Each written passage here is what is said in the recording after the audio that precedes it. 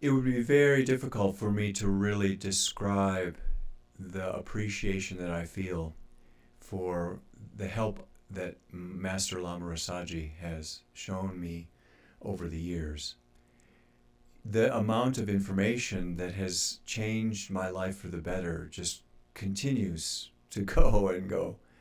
On the website where I teach the live online classes, we're approaching 1,000 hours of recorded content over the last 4 years or so. In relationship to sleep, there are a few things that he suggested that I've implemented or tried to remember, and they help a lot. Real simple environmental things.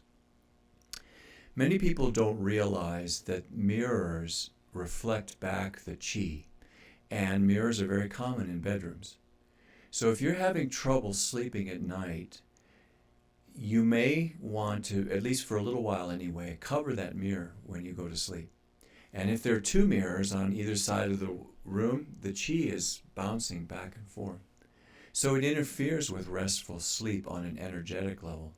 And the first time that I literally took the mirrors out of my bedroom, I said, well, just go into the living room, put it on the back of a door, use the bathroom mirror, whatever.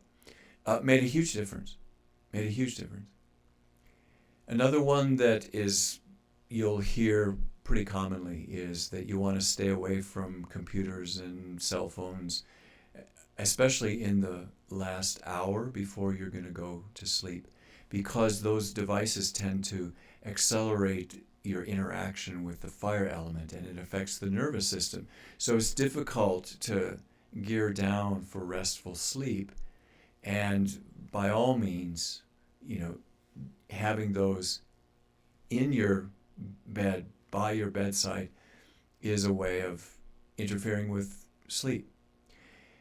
That one is negotiable for me. Every once in a while, you just grab it and you're essentially it's kind of odd because, I don't even watch cable TV all that much anymore. I'm watching YouTube videos and listening to music on my phone and stuff, and it's so easy just to grab it and have it in the bedroom.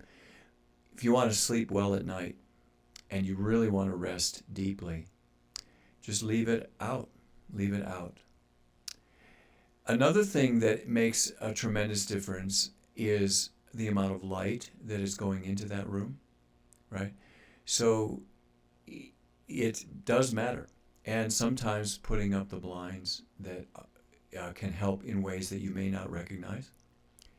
And a little more subtle one that I've used over the years is it helps if your head is either facing is at the north end of the room, right? So that the magnetic field of the earth is drawing down. So being the reverse can draw the chi back up into the head. For some people, they don't notice it. For me, I've just said, well, why not? I haven't experimented with it too much, but it is something he's mentioned. And in the east and west thing, it's a little bit more neutral. But the north-south thing, if you have a choice, head to the north and the toes on the south end of the room. I hope you kick those around a bit. They pale in comparison to what happens with the internal energy. Over the years, I've learned to fall asleep pretty much at the drop of a hat using the techniques of Tai Chi Gung. And some of the other videos that I've prepared about insomnia and restless sleep would explain things that are a little bit more directly related if you're really having trouble. But on an ongoing basis, the mirror and the electronics, the light in the room where you're facing, it does matter. It does matter. And I hope you find it helpful. Thank you for joining me.